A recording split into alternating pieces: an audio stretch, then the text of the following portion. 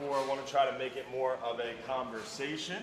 So if you guys have a question, if you guys have a comment, if I mention something you want to learn a little bit more about, don't be afraid to ask, raise your hand, and we can elaborate, because I like to try to have some back and forth. I don't want to stand up here and talk for an hour, and I don't think you want me to stand up here and talk for an hour, right? So let's have a little bit more of a fishing conversation if possible. By way of introduction, y'all, my name is Dylan Hubbard. I'm from Hubbard's Marina over in Madeira Beach. We do charter fishing, we do party boat fishing, a lot of different styles of near-shore and offshore fishing, and then we partner with a lot of different really great folks to do other types of fishing trips too, like inshore fishing, inshore private charters, a variety. Basically, if it happens on the water, we do it ourselves, or we have a really good close friend who can do it for you as well. So almost anything you can dream up fishing-wise on the water, we do it, and that's what we're here to talk about today. So mostly focused near shore and offshore, but we can talk about a little bit of everything you guys want to. Hubbard's Marina is our business. We're over in Johns Pass, Madeira Beach. We're best known for our party boat fishing, but we do a lot of private charter fishing as well. We have a variety of different private charter vessels as well. So I always like to start out talking a little bit about what's going on now, kind of what's coming up and what we're seeing on the water currently, what we're looking forward to a little bit, and then try to go from there to some conversation, answering your questions and having a little bit of back and forth. So as far as what's going on now, right now we're currently near shore seeing a lot of those hogfish.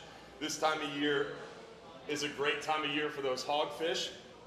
The hogfish bite best in those cooler months. Around October-ish, we see those hogfish really start to pick up, and they bite really well through like April-ish, depending on weather and water temperatures. The more cooler the water, the more cold fronts are kind of coming through, the more those hogfish will stay up on that harder bottom, that shell bottom, those smaller ledges, and the more they're going to be generally easier to target with hook and line. Once that water starts to warm up, the water clears up, they get more spread out, they're not as concentrated, they're more leader shy, and then once the water really starts warming up, people tend to spend more time swimming down and trying to shoot them in the head with spear fishing.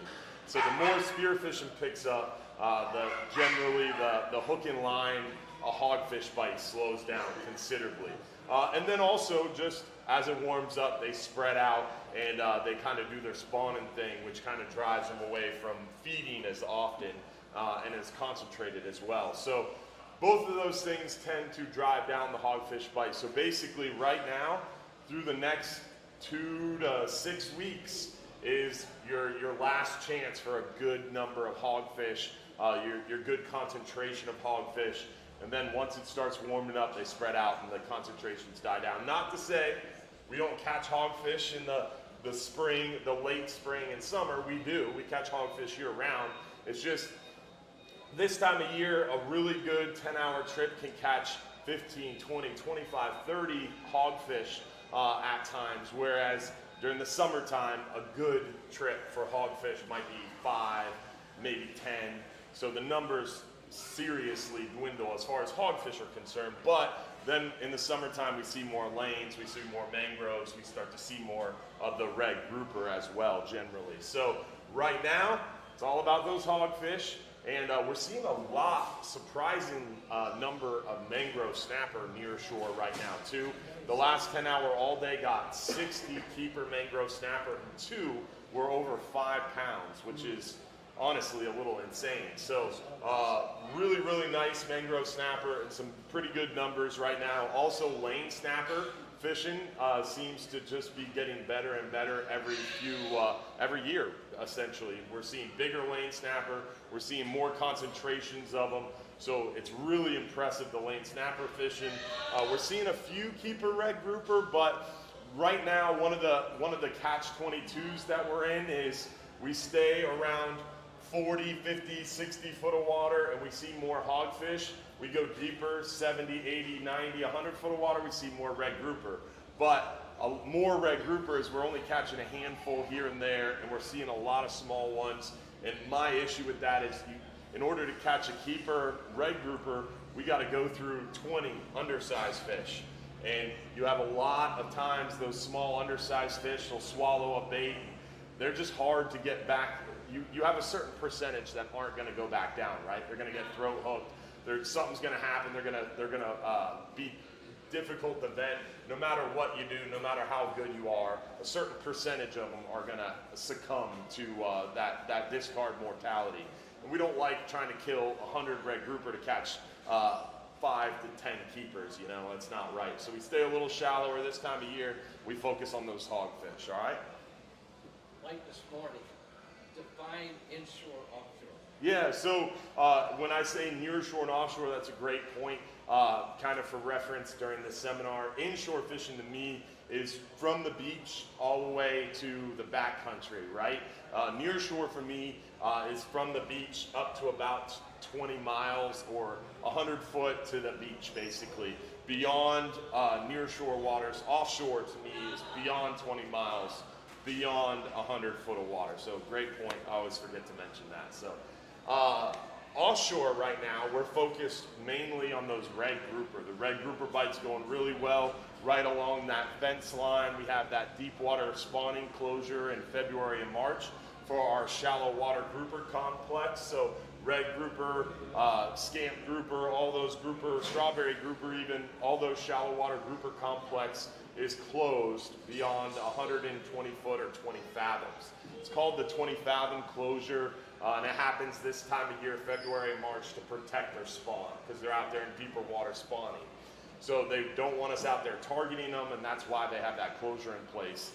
So essentially, we fish beyond the closure line on occasion to target snapper. Like on a 39 hour, we might fish 140, 160, 180 foot and catch mangroves. And then during the day, we'll pop back inside of that closure area and target those red grouper for the remainder of the trip. And that's kind of how we play the game this time of year. And it generally allows for us to not only catch our mangrove snapper, but also catch those keeper red grouper and still hopefully catch some mangroves that second night, that second go around. So good time of year to go out there as well because it also causes lighter loads. A lot of people don't understand how it works. A lot of people just assume that grouper is closed. So this time of year is good for those long range trips because we have lighter loads. Like for example, this coming Tuesday's trip has a light load. This coming Friday's trip has a light load. So lots of good opportunities to get out there and go fishing with just a handful of people. In 2 months from now, it's going to totally change and start really getting busy, especially with spring break coming up, and we're not far away from that red snapper season where we'll have 20, 30 people on our 39-hour trips this time of year, and then we go all the way to sold out during red snapper season, which is a very short time. And supply is low because it's a short season, so demand is very high. People are like, oh, I don't like these full trips. It's like, where were you in February when we had 20 people on the boat? So I'm telling you now, if you're local, this is a great time to go and take advantage of those lighter loads on our long range trips this time of year for sure. So it's a good opportunity for sure. Now, that's what's going on near shore and offshore right now. And what we're looking forward to is like around April, once things start to change, that transition period starts to happen. It even happens sometime like mid-March. We get into that kind of springtime fishing, right? That water temperature stays more consistently in the mid-70s range. The mackerel show up. They're not far away. Right behind the mackerel, the kingfish show up. Then also, besides the kingfish and mackerel, that gets super thick and super prolific and make near shore fishing even more fun. Grouper that just spawned out, the big scamp, the big mangrove. So that's an exciting time of year as well come April 1st. Plus we have triggerfish opening March 1st, which is not far away, and we'll be able to keep those again. So lots of good stuff to come as well. And spring season, spring break is coming up, so it gets a little chaotic with spring break, but backside of Easter, like a week or two after Easter, it slows down a little bit. And then again is another good time for locals to go fishing and enjoy some time out in the boat with a little less people before the kids get out of school for summer, then it kind of gets chaotic around the pass for a while until the kids go back to school, especially during red snapper season. But that's kind of what's going on now and what we're looking forward to and what's coming up. You guys have any questions you all want to talk about? Steve? Question, would it be feasible, I know you got the closure, so Yeah. you're going out, I understand you're going out past the closure area to get at night to get the mango snapping. Yeah. Now, I've seen, I watched the boat, I watched the camera, I saw those nice mangoes they got on the 10 hour. Yeah. So you're getting mangoes in. Yeah. So I'm assuming you're gonna be able to get mangoes at 100, under the 120 foot. So on our last 39-hour trip, he's kind of asking about where we fished during this shallow water closure. On our last 39-hour trip, the first half of the trip was kind of slow on the mangroves. We didn't have a really good night bite because we were fishing in a little shallower. And then during the day, we were able to catch some nice red grouper, caught like 30 or so keeper red grouper. And then that second night, the mangroves cooperated. We had a really good push of fish right there on that second sundown bite on the 39-hour that just happened. That just came in Thursday.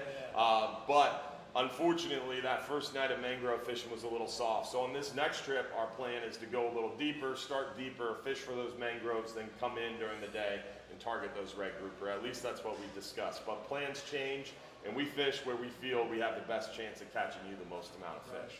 So for us to really say this is what we're going to do, it's impossible because you get out there and the wind shifts or the captain's leaning a certain way in the chair, we'll make a decision on the fly, right? So the goal is always to catch you the most amount of fish possible, and that's what we're always going to try to do.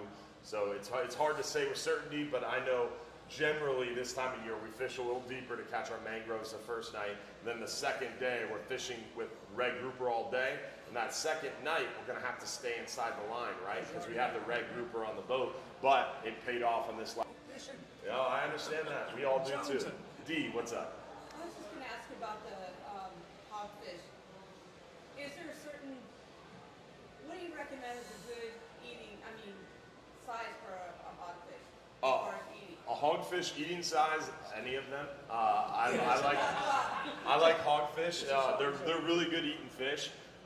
Generally, a general rule of thumb is when you eat a lot of fish over time, you can start to discern a little bit more and you get a little bit more picky. For me, I like smaller fish. Smaller fish, younger fish, it's like veal, right?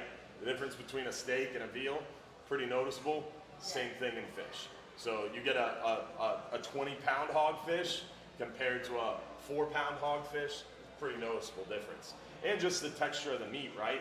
The bigger the fish, the bigger the flakes, and it's got more texture to it, whereas a smaller fish, much smaller, flakier meat, much, more tender, you could say. But it takes a lot of practice to be able to get super picky like that, and I wouldn't complain about a 20-pound hogfish either, you know? So they're all good eating. I would say when you get to that certain point of hogfish, they're all good eating fish, right? So I wouldn't worry about it too much, but I wouldn't say what you would see near shore, anywhere from a 4 to 8 pound hogfish, they're going to be all about the same. I follow a lot of the charter captains. So Yeah, been seeing a lot of pictures of a lot of sheep's head. a lot of sheep's head this time of year. And This time of year, how far out do you go for this? so sheep's head is inshore fishing wise. So inshore fishing wise, when in the summertime, when you get a bad, because inshore fishing wise, if I was running an inshore charter, the goal is to run charters around the tides. When the water is moving, fish are feeding. So if I'm targeting snook, redfish, trout, I want to fish a tide. But the customer is always right. And the customer doesn't want to go fishing at 2 a.m. when the tide is best. So sometimes, based on the customer's preference or their time frame or their availability, you're forced into a certain window. So inshore fishing, when the tide dies off, when you get on that slack tide, it's really tough to get those snook, redfish, trout feeding. But in the summertime, you go to a rock pile and you start stroking big mangrove snapper. In the wintertime, when the tide dies off, you go hit a dock line or a bridge line and you catch nice sheep's head. Also in the wintertime, what happens, we get these big cold fronts. these big cold fronts, that north wind, water gets cold, water gets stirred up, it gets murky. Great time for sheep's head, and really tough time for everything else. So when the wind's blowing out of the north and it's cold and you know it's going to be really tough to go catch snook, redfish, trout, you can go tuck into a residential canal dock line, toss shrimp up underneath the dock and catch a bunch of sheep's head. They're charter savers, and they're really, really good eating fish too. So I say that in jest, but sheep's head are incredibly good eating. And like the hogfish, sheep's head right now are going to be biting really well through the next few weeks. As it starts to warm up, they get a little less prolific, a little less concentrated, and they start to spread out. So around these cold fronts, like for example, this weekend's gorgeous. The really good day to fish would be tomorrow, right before a little bit of a south wind sets in. Monday, Tuesday don't look bad, but that south wind picks up a little bit. Wednesday it dies down. Wednesday looks really good, and then Thursday that south wind starts picking up again. And Friday looks terrible. It's really, really strong wind is forecasted. And then we get another big cold front this coming weekend. So the fishing should be best the end of this weekend, around Wednesday, and then over the weekend when that wind and waves and cold front pick up and get really nasty, that's going to be a great time for sheep's head. Sheep's head are one of those fish when it's nasty, it's blowing, and the water's chocolate milk, they get really excited. So it's the one fish that you can kind of count on when the weather's bad. So as far as your question about how far out do you have to go to catch a sheep's head, you don't have to go, you don't have to leave land. I mean, you could literally fish on a dock on days where we cancel trips and we don't have boats going out. You'll see 5 or 6 of the people that we canceled on the dock catching sheep's head. There's a great bite of sheep's head on virtually any dock right now, especially docks that are older, that have a lot of growth on them, especially docks near a pass where there's some moving water, bridges, seawalls, even oyster bars, jetties. It really doesn't matter. If it's hard and it's in the water and it has growth on it, barnacles, it's going to be having some sheep's head hanging around somewhere. So great time for sheep's head for sure.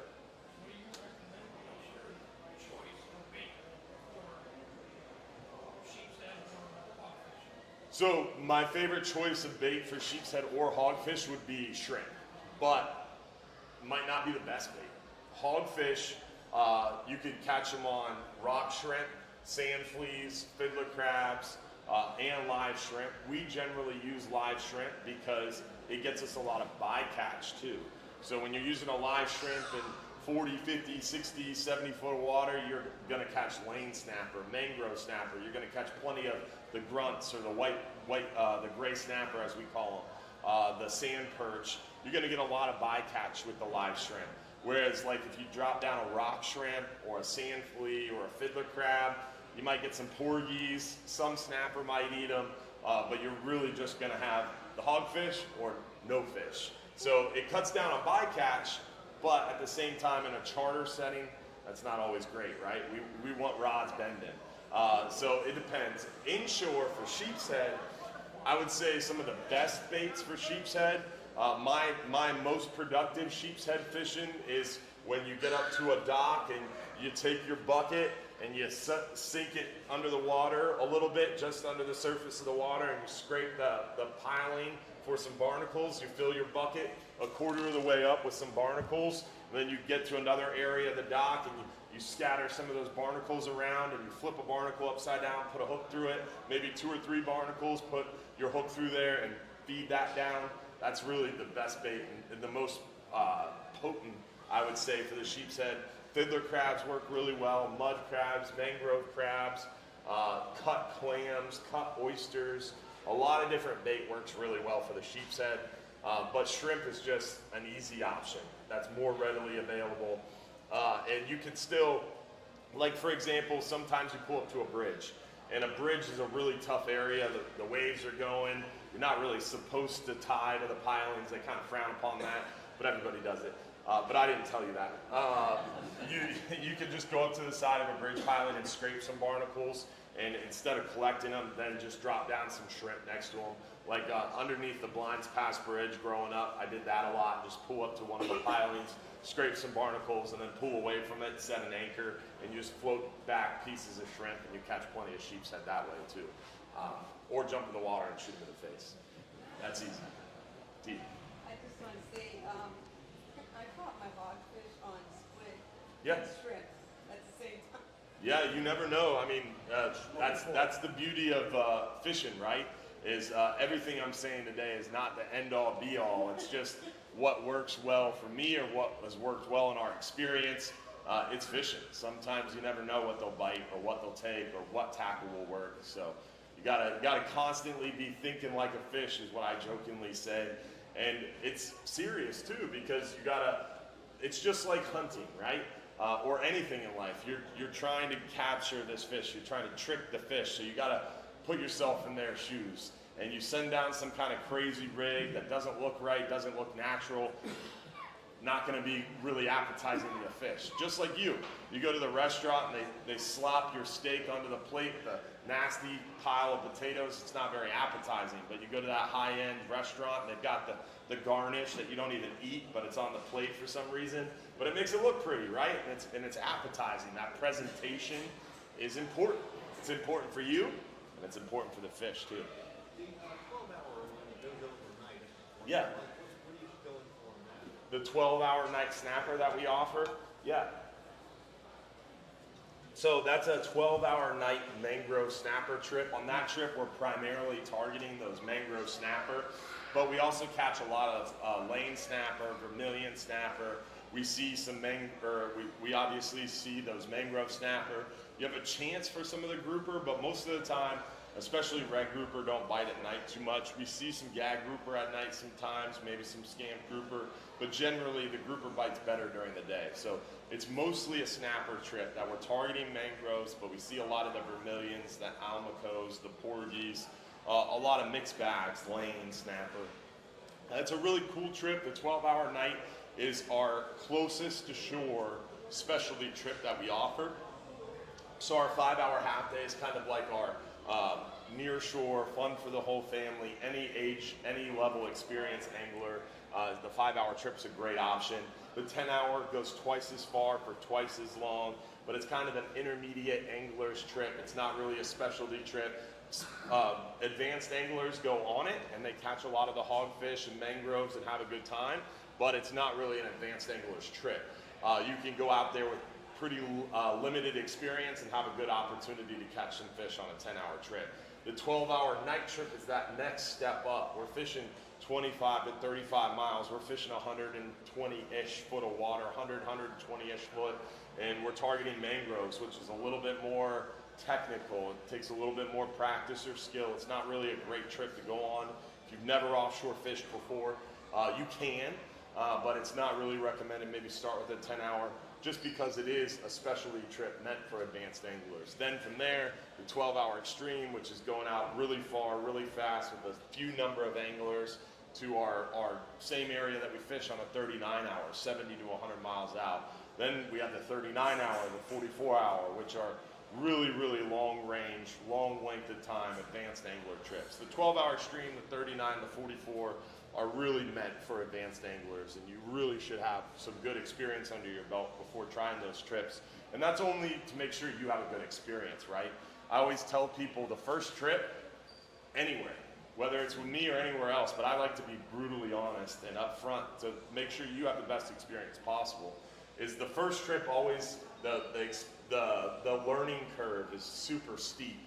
You can lower or flatten that learning curve by attending seminars like you are now, asking questions like you will hopefully through the course of this conversation, watching some of the videos on our website, asking other people who have been on the trip, watching and reading stuff on your confirmation email, just doing the best job you can to do some of the research and back end work. But there's no way to totally flatten the learning curve, right? You go out and do something new, you try a new style of fishing, there's always something that you learned or something that you saw. Even to this day, when I go out on a 39-hour trip, I might see something that someone does, and I'm like, hey, that's a really good idea, or hey, that works really well, or a rig someone makes, like some inventive way to hold your bait cup or something, to make your life easier, your trip easier, your experience better. So you're constantly learning, right? And that's one of the benefits, I think, the biggest benefit, I think, that party boat fishing brings, is you get to meet your fellow anglers, you get to be around people from different walks of life. It's always comical to me watching a party boat trip load, because it's like these different cross sections of society and belief structures and everything. These people, you wouldn't get this group of people together anywhere else but for fishing. And they go out and they have a great time, and it's always interesting to me. Plus, they become friends, and they really do over time become family, and we're a big dysfunctional family. And we learn from each other well. For yourself. Yeah, and it's always a good opportunity to see something that someone else is doing and maybe adopt it for your own style. Never stop learning, right? That's the goal. Always. Jigs. Yeah, Now, you haven't mentioned artificials at all, no. but are there times when the jig is going to perform as well as a live bait or better, or is it really better to do just live bait? So this is Fishing Seminar 101, that's 102, no, I'm just kidding. Jig fishing offshore and even inshore, in my experience, in my opinion, is kind of like the next iteration, the next level, right?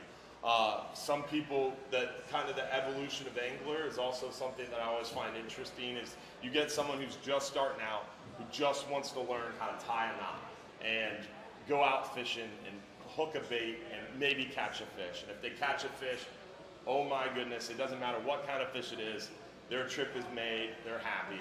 Then you get people that learn how to tie the knots, learn how to hook the bait, learn how to catch the fish, then they want to catch a lot of fish. Then you have people that have caught a lot of fish, they've learned all the stuff, then they want to catch the big fish. Then you get the people that have caught a lot, that have caught the big ones, they want to kill everything. And then you get to people that get to a point where it's like, hey, I want to teach someone else how to do this, and I want to watch someone else come out fishing who's trying to learn how to tie a knot, and I want to help them catch the fish. And then you get to a point where it's like, all right, let's try something new. Insert jig fishing here. And that's when you try something different, like the slow pitch jig fishing craze that's going on right now. It's a totally different style of fishing. And even inshore fishing, like if you're fishing from a dock, and like we have it all the time in our shop. Small shop, we have a lot of fishing stuff in a small footprint, but we have a limited selection because of the small footprint. And people will come in, it's like, I'm from Ohio and I fish up in Lake Erie all the time for muskie. And he's holding a mirror lure, a Mirrodine. And it's like, how do I work this lure? And I'm like, well, you could grab some shrimp and go out here to the dock and throw a shrimp under the dock and have a good shot in a snook. You can buy that mirror lure, but the lure is only as good as the person working it, right? You only get out of that artificial lure what you put into it. Plus, with artificial lures, you got to entice that fish to eat. You got to trick that fish into eating. You got to put the right action on the lure. You got to know what color the lure. You got to know how fast to work the lure. You got to know how to move the lure. You got to know how the lure is going to react to you moving it. So there's a lot more technical aspects that go into artificial bait fishing, which is fun, right? That's part of the challenge, right? So it's cool, but it's also more technical. So I always recommend start with learning how to dead bait fish, live bait fish, master that, then throw in some jig fishing. But to answer your question, are there times where the jig works better than live bait? Yes. So I don't picture myself an expert by any means, especially when it comes to jig fishing. Jig fishing is super technical. I'm learning, and I know enough to be dangerous. And I've seen it where it's 100% working better than dead bait or live bait. And I've seen other times where dead bait and live bait is 100% working better than jig fishing. And I've seen it on trips where that changes based on time of day, daylight hours, based on what's happening on the boat, based on depth. It'll fluctuate. Sometimes the jig's working better, sometimes the live bait's working better. And there's die-hard people that'll go out there on a 39-hour trip and jig the whole trip. And then you have other people that won't touch that little Barbie rod that they call it, you know, the small slow pitch jigging rod, and they're only going to stick the bait with these big meat sticks, you know, these solid glass rods. So everybody has their own preference.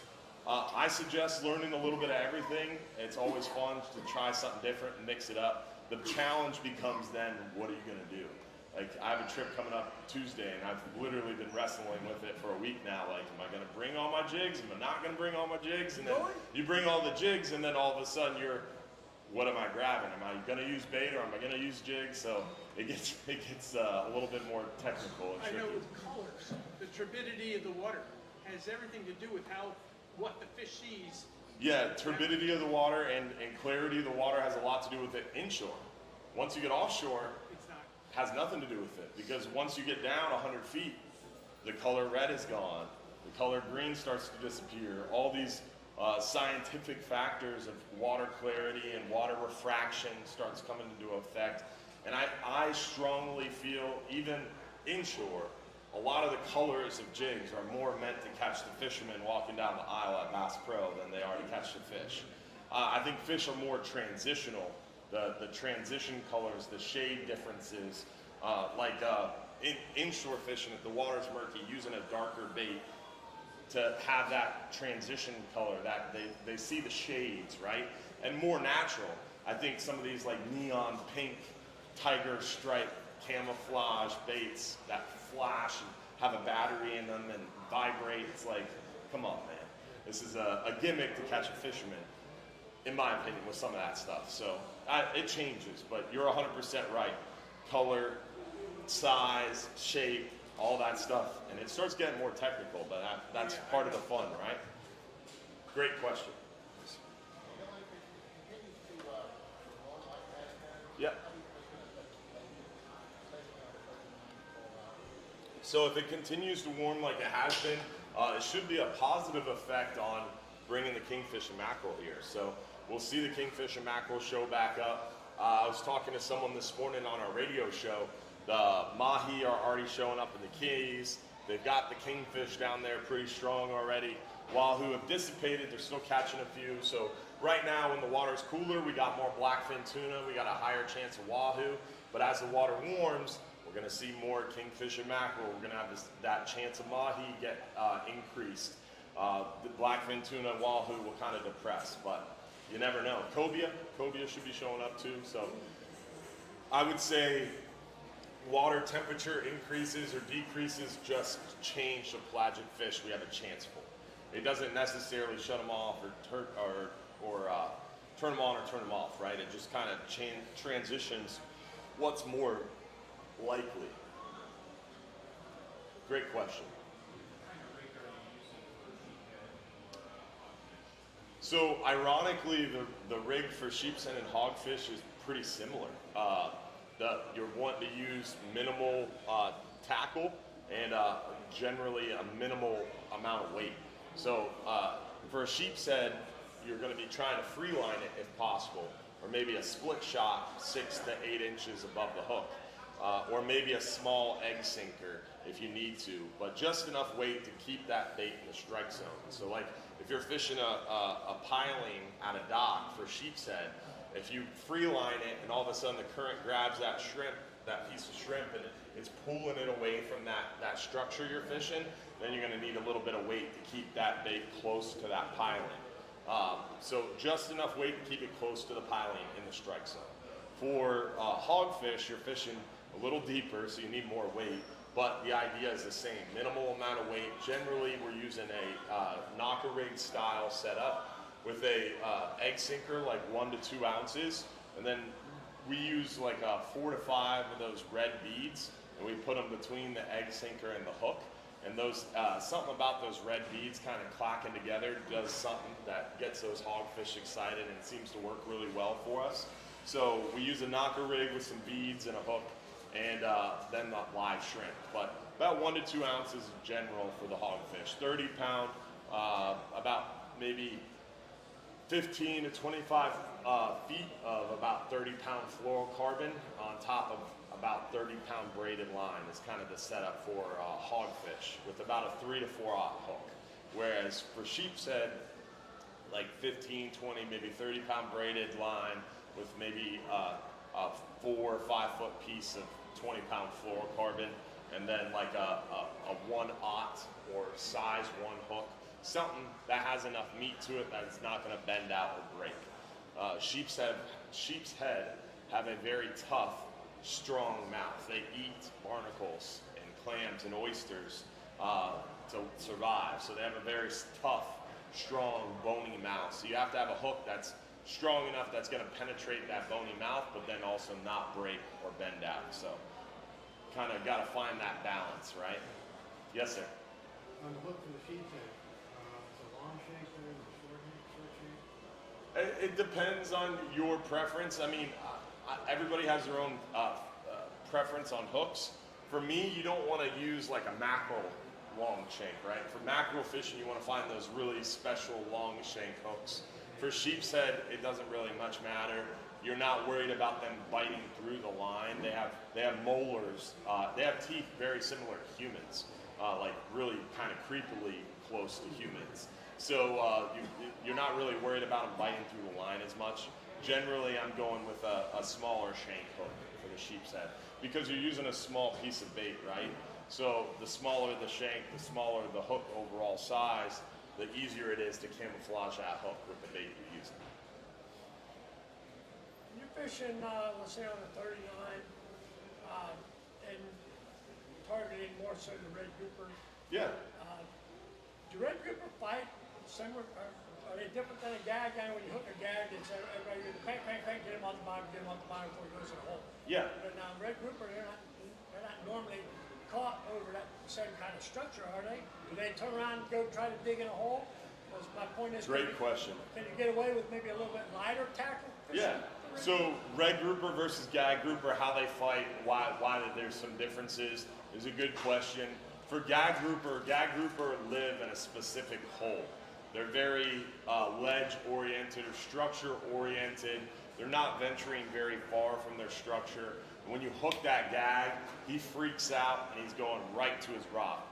He gets in that rock and he flares out his gills and he starts grunting. And once he's in that rock, wedged in there with his gills flared, you're not going to have much luck getting him back out unless you get lucky. And a lot of times he'll break you off going into that rock. And they fight extremely hard. Red grouper, on the other hand, are not as structure oriented in the fact that they're not going to go right to a rock when you hook up with them. Generally, red grouper are more scavengers. They're going out over a large area of hard rock bottom or shell bottom or even into the sand bottom at night sometimes. And they're going to be scavenging for bait fish, for crustaceans, for a variety of different things. So red grouper are a lot less kind of specific to what fish or what bait they're going to go after. And also generally when you hook them, they're going to be further from structure. So to answer your question, yeah, I'd be much more conscious of my leader size and my leader weight when I'm gag grouper fishing. When I'm red grouper fishing, I'm a lot less conscious of what size leader I'm using.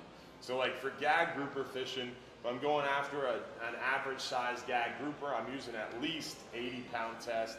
If I'm dropping down a big bait, I'm using at least a 100-pound test.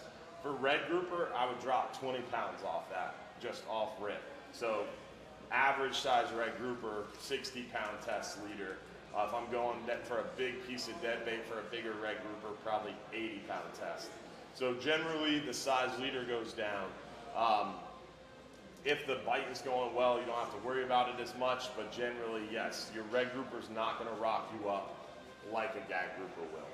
And that helps you sleep better at night too. When you drop a big bait during this time of year when gags close and you do get rocked up or broke off, oh, that was a big gag. It wasn't a red grouper. Helps you sleep better at night too. Did you have a question?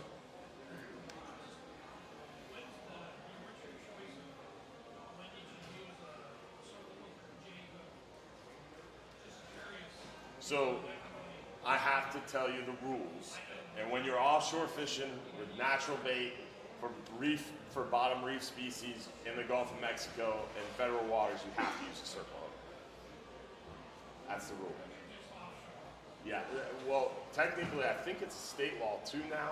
you're targeting reef fish like grouper or snapper, you have to use a circle hook.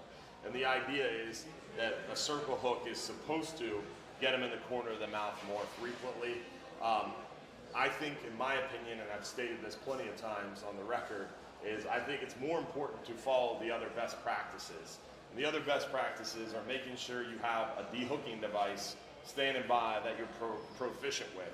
Nothing makes me more frustrated than when you see someone catch a fish and they're like, where's my dehooker? Where's my pliers? Where's my foam? Where's my camera? I gotta take an Instagram photo shoot with this fish, and then I gotta find my pliers.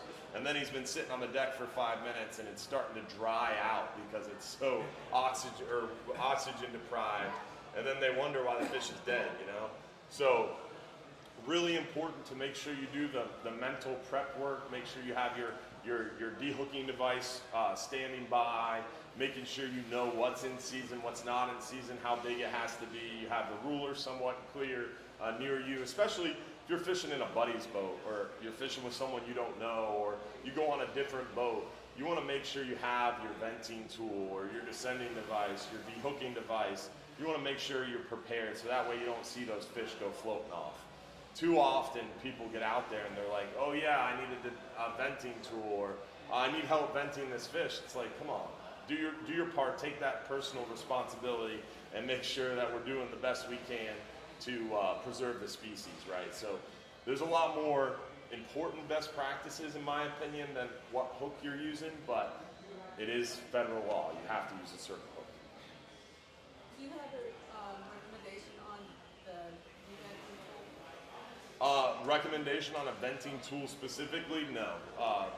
I think anything sharp works, but specifically you really need to have a hollow tube by federal law definition. That's a venting tool. Do you sell them So as well? yeah, we have venting tools in our shop. And you don't really need to worry about venting fish until you're past a certain depth. What I always tell people, so if you're fishing with us, you don't have to worry about it, right? Because we're going to let you know. If you're on a 12-hour, you don't really need to worry about it. It's really just a 39 or 44-hour trip with us that you need a venting tool or descending device. A 10-hour trip, you never have to worry about it. But if you're fishing on your own boat or your buddy's boat or another boat, you really should be thinking about it. And kind of what I tell people is you don't want to go venting a fish unless you have to. Because venting a fish means you're sticking a sharp, pointy object and making a hole in a fish's belly cavity where all his important organs are. So let's try to avoid doing that unless we have to. And the only reason you have to is what I always do, and what I always tell people is you pull up on your first spot of the day, you catch a fish, you throw it in the water close to the boat and see if it floats away. If it floats away, that means the rest of the day, when you're fishing that depth, you got to vent every fish you're going to release. Because the first one floated off. That lets you know you're in an area or a depth or a water temperature that's creating that barotrauma. You got to make sure you're doing your part. And hopefully the first one you let go that's floating away, you can get back with a net or a lip gaffet or whatever you need to do to get that fish back so you can vent that fish and release it. But the first one's kind of a tester. But general rule of thumb is in the summer when the water is hotter, hotter water holds less dissolved oxygen. So less dissolved oxygen content means higher chance for barotrauma. Barotrauma is when you reel that fish up and it bloats up, its eyes bulge out, its stomach will get pushed out of its mouth by the swim bladder. That is why you need to vent a fish or use a descending device to get that fish back down to bottom. In the summertime, around 80, 90, 100 foot of water or more, you're going to have to vent fish. In the wintertime, 100, 110, 120 foot of water or more, you're going to have to vent fish. The wintertime when the water's cooler, you can get away with fishing deeper without having to vent fish. In the summertime when the water's warmer, even fishing shallow, you have to vent more fish because of that lower dissolved oxygen content. It also comes into the size of the fish. The larger the fish, the harder he's going to fight. So I was talking yesterday at a fisheries meeting about this. So if you have to run from here to the fishing counter, like someone's chasing you, right? If I'm running to here from the fishing counter, I'm gonna be a little gassed, but I'm gonna be all right. I'm gonna be able to recover from that. If I gotta run from here all the way past Dave & Buster's down to the subway down the block, like someone's chasing me, After that happens, I'm gonna need to take a break for a while. I'm gonna need to lay down. And you're gonna be more gassed. And the more gassed you are, the more cortisol's in your body, the more tired you are. So trying to get back down to bottom is even harder. So a larger fish is generally gonna have a harder time returning. Like you see those videos of the guys that fish the beach and they catch that big 6-foot shark, and it takes them 3 hours to reel a shark in. When they go to release it, what do they have to do? They have to walk it down into the surf, and they have to go like this for an hour to revive it because it's just so gassed, it's so tired, it struggles to return to the water. And that's not barotrauma, that's just a tired fish. So you get that big 20, 30-pound gag and you're fishing light tackle and you somehow miraculously get them off the bottom, but it takes you 10 minutes to reel it in. That fish is gassed, and trying to get them back down to the water or back down in the water is really difficult. So you have to vent it, you have to really do your part to make sure you can come back and catch it when it is a keeper fish. Good question. Any other questions? The seminar is that good, huh? Now guys, yeah. How about harvesting sharks? Harvesting sharks, it's something that we don't do ourselves anymore, just because it comes with such backlash, and also there's a lot of sharks that look very similar to each other, and a majority of shark species now are protected. So if you are not a biologist or you don't have one on board, it's sometimes difficult to be 100% positive of what shark you're looking at, especially when the shark's down in the water. And a lot of those sharks are like extremely protected. And if you kill one, you're gonna be in trouble. And then on top of that, there's a lot of size limits in play. There's a lot of strict regulations around sharks. So apart from a few species, it's really hard and difficult to harvest sharks without having to worry about your boat being taken at the dock, you know? So that's a reason we don't do it. And then also just the public outcry. Like 4 or 5 years ago, we killed a big bull shark, totally legal, totally fine. I got death threats for about 6 months following that. And I remember when I was working on the boat, someone caught a blacktip shark, which is a good eating fish, totally legal. We killed it, brought it on the boat, strung it up, did everything, dressed it up, and I'll never forget this angler on board cry and like ruin their experience, bad reviews, the whole works. So we generally shy away from killing a shark unless it's like the right setting, a private charter, everybody knows each other on board, we're 100% positive it's a legal fish, but generally, sharks wise, we don't harvest. Yeah. Yep. Most restaurants have taken shark off the menu. And it's hard to get sharks because like Madeira Beach used to be the grouper capital of the world. It still is the grouper capital of North America. Like something like 3/4 of the red grouper landed in the United States of America comes through commercial boats in Johns Pass. But when I was a kid, I'm 32 years old. When I was 10, 12 years old, there was 800 commercial boats in greater Johns Pass area from Reddington to Madeira Beach. Now there's like 40. And there used to be, even 4 years ago, there was 10, 12, 15 shark long line boats that would go out and catch 4,000, 8,000 pounds of sharks in a trip. Now there's no shark line boats left. There's a few rod and reel shark boats. The last one I knew of was a buddy. He just got arrested and he's fighting a federal charge right now, a federal indictment over a shark that, in my opinion, was legal, but that will be determined soon. So it's a tough game, shark fishing wise. So if you can't commercially catch them, you can't commercially sell them, restaurants can't feature them on their menu. And then if restaurant features shark on their menu, imagine the public backlash you see over that. So I would say going to buy shark at a restaurant, pretty much impossible. Is that all sharks? It's, I mean, in my opinion, it's Shark Week, right? So we have a whole generation of people that have been indoctrinated that sharks are, and sharks are, don't get me wrong, sharks are super important, they are an apex predator, it's important, but there needs to be a balance, right? wolves are apex predators, but they're still hunted in areas of the country, and bears and all these other things. So there's apex predators, but we're apex predators, right? But there's still a reason for population control. If you overpopulate a certain species, there's a carrying capacity to that environment, right? And so that's a big concern right now in the Gulf is they're trying to rebuild all these shark complexes. Like the big one that we're having the most problem with is sandbar sharks, which is a part of the ridgeback family. So duskies, sandbar sharks, there's I think one more real popular one that I'm forgetting off the top of my head, but sandbars are extremely aggressive. They're like packs of dogs, and right now they're really bad out there, especially around the middle ground. So you get in an area where these sharks are, and it's almost impossible to land, keep your fish, and you just have to leave. And it makes it really difficult to fish effectively, right? And then everything we talked about was using the right tackle and using descending devices and making sure these fish survive goes out the window because sharks are eating them all. So it's really frustrating. And it's one of the big conversations that's being had at the federal fisheries level. Good question, though. Any other questions?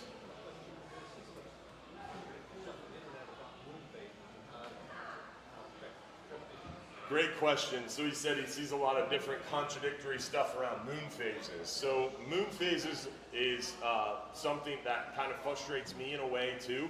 And even I'm guilty of it. I start every fishing report off with what's going on with the moon phase because people are interested in that and they want to know what the moon phase is, what's going on, what does it mean. It's kind of to me a lot like the old wives' tale about you got to be out there, early bird gets the worm. You got to be the first one out there to the fish. That's not true all the time. Sometimes, but not all the time. The back of the boat's the best spot to fish. That's 100% not true. There's a lot of like just old kind of theories or these things that you heard from your grandfather's grandfather that just gets passed down, right? Moon phases are important, but when we're talking about fishing, there's so many other variables. And that's why fishing is fishing, The right? customer Martha Harris, please come to the customer service desk. Oh, that was a short one. Normally those are really long. So what I was saying is fishing is fishing. There's a lot that goes into it, and it's not a guarantee. It's a lot like gambling, and a lot of different variables can affect whether or not a fish is going to bite. Water clarity, salinity levels, thermocline, chlorophyll levels, water temperature, moon phase is part of it, the tide, the current. There's so many different other things that go into whether or not that fish is going to feed that day. And people get so wrapped up around moon fit. Well, it's not a full moon, I'm not going fishing. It's not a new moon, I'm not going fishing. Or this is my moon phase and I'm going to book all my trips. I still to this day have people that'll book 10, 12 trips in the beginning of the year, and they book those trips way in advance around the moon phase. And if we get to that trip and the weather's nasty, and I'm like, hey, you could go on this trip, light load, great opportunity. No, the moon phase is wrong. So don't get too focused on the moon phase. It's one of many variables, but it does have a loose effect on fishing. Like for example, a new moon, when there's no moon showing at night, offshore, the new moon means a better day bite generally, especially coming up to a new moon. And then on the backside of the new moon, the day bite's typically pretty good. On a full moon, the full moon fishing is generally a little stronger night bite for snapper, especially kind of right ahead of a full moon or a couple days behind a full moon. Inshore, a full moon means really heavy moving currents, a good outgoing tide bite, good daytime fishing, and even nighttime fishing in passes.